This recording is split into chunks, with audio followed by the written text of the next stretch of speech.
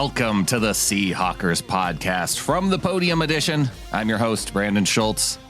It was a disappointing loss to the 49ers in the wildcard round for the Seahawks. And I know it's tough to hit play on an episode like this, having to go back and relive some of it. But I think one of the important things about it is that you get to hear the passion and how much the players and coaches really feel some of that disappointment the way maybe some fans do too. So I want to start off with some of the reflections from Pete Carroll on the game, on the season. Let's hear from our head coach. This was a really frustrating day for us in that we really had a shot at putting this game on our end of it, and we could have done it today. And it's a fantastic second quarter for us, and end of the second quarter to get us ahead. Great kick.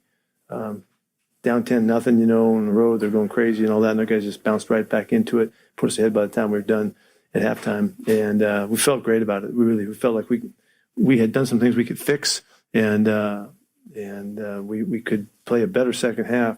And we go through the third quarter, it's 23-17, and it's there to be had.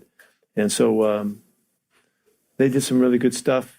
They got good players, a good team and all that, and give them all the credit. And I thought Kyle did a fantastic job, but we had our shot. And the suddenness of this finish is just what's so striking right now, that we all of a sudden you're done. We weren't thinking that way. I mean, we were thinking something was good was going to happen, and we were going to knock these guys off, and we were going to keep going. So, I know the suddenness for the young guys who haven't been, that of all of the stuff that has to do with playoffs, this is the biggest obvious factor that's different and unique, that you're playing for something, all the hype, everything building and going crazy, and all of a sudden you got to go home. And so what has happened during the course of the season has been a tremendous amount of progress that we've made. We've had so much growth and so much yet to occur here in the next, the next turnaround as we get this come back for this next season. All of these young guys are going to see the world totally differently than they see it right now. They're going to be amazed how much they didn't know in their first season of playing NFL football. And so I'm not dwelling on the negative part. I'm going to what's coming, and that's how we talked in the locker room. That there's future and there's all kinds of promise and there's all kinds of cool things that are going to occur here as we bounce back around and get back on track for another season. But really disappointed that we had such a good opportunity today, and when y'all felt it, and I know you could tell, and it was really exciting. It was a great finish, Jason hitting the kick right at halftime, that just to give us that assurance that we can come back, we can be in this thing, and we're for real. So, but they did a nice job in the second half. We also heard from safety Ryan Neal on his reflections, and he was very emotional. I just don't think I can think of is just how proud I am of this group, how proud I am of this team, and what we put together this year. Did everything that everybody said we wouldn't do, and at the end of the day, I can hang my hat on that. You know what I mean? I've been an underdog whole career, whole life, and this couldn't have been a more perfect team to be a part of.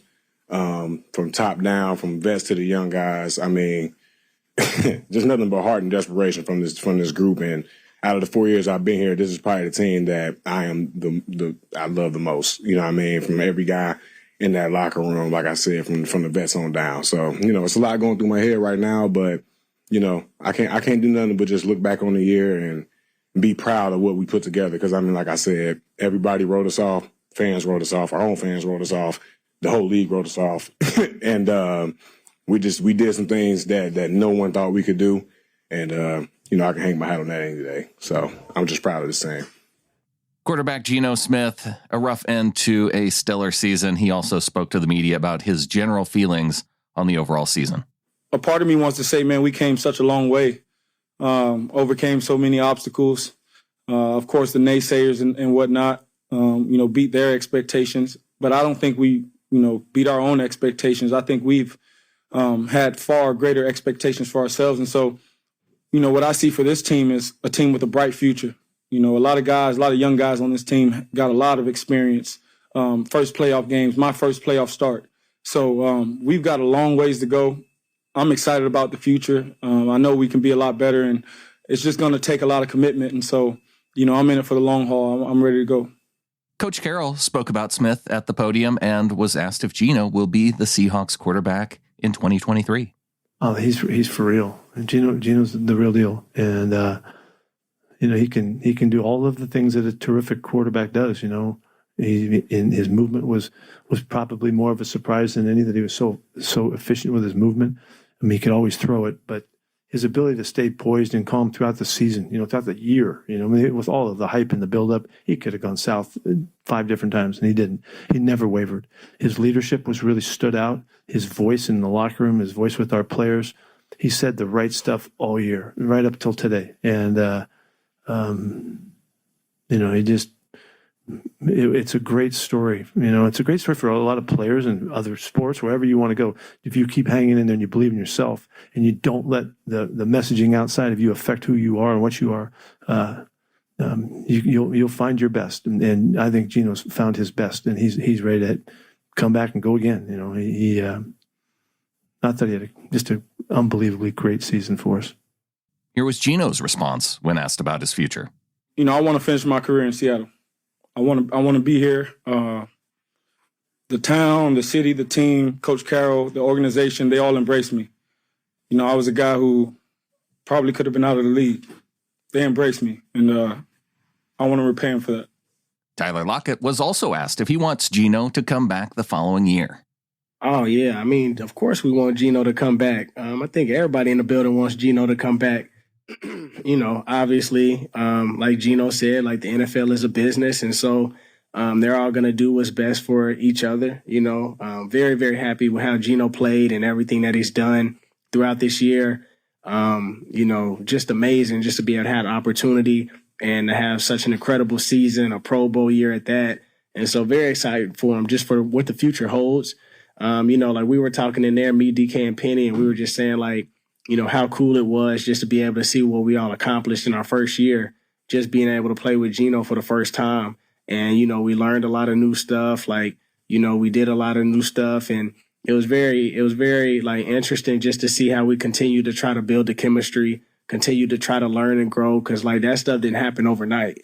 And a lot of that stuff took a lot of hours and a lot of nights just to be able to continually grind and understand each other's mindset. But it was just super cool to be able to see where we were from OTAs to where we ended up now.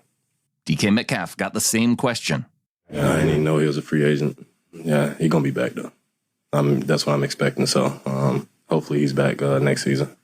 And speaking of DK, here is Coach Carroll talking about his performance on Saturday, which included over 100 receiving yards and 2 touchdowns. He's an amazing player, and he just came through again. And he was a lot of big, strong, tough guy stuff, that he did. The tough slants he ran inside, and getting inside of those guys when they're grabbing and clawing and all that kind of thing. He'd come through and make the catch. The deep ball was awesome. It was a great throw and catch and great route and all of that. It was really good today. Wrapping up with a few specifics from the game, Carroll was asked about the Seahawks racking up a few illegal man downfield penalties. No, there is a new emphasis, okay? And obviously it kicked our butt today. I mean, we had 5 penalties and 3 of them are the same thing. And we made an error on the third one. We went downfield too fast. And I think there was one in there. But Geno couldn't throw the ball any faster than on the first one. He couldn't get the ball out of his hands any quicker. And I mean, that threshold, the 2-yard threshold, I don't know, because the officials didn't call anything during the day. It seemed like we must have played a really clean game on both sides of the ball, and they did too. But they didn't call anything, and then all of a sudden those things popped up. But we got to do better. It's easy to not even threaten to go downfield. We got to do better at that. Closing things out with the Seahawks defensive captain Quandre Diggs. He talked about why the Seahawks defense gave up so many big plays. I mean, Kyle did a great job, setting those plays up and making everything look alike. And, that's why he's one of the best in the game. And it's just one of those games where, you have to play consistently with your eyes and,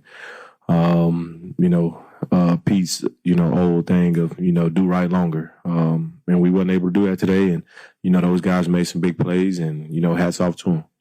Finally, a quick look at statistical leaders from the game. Geno Smith was 25 of 35 for 253 yards, 2 touchdowns, the 1 interception. Ken Walker had 15 carries for 63 yards and a touchdown. DK Metcalf, as mentioned before, 10 receptions, 136 yards, 2 touchdowns. Ryan Neal with 10 tackles on the day, leading the Seahawks. And Uchenna Nwosu, 3 tackles for a loss.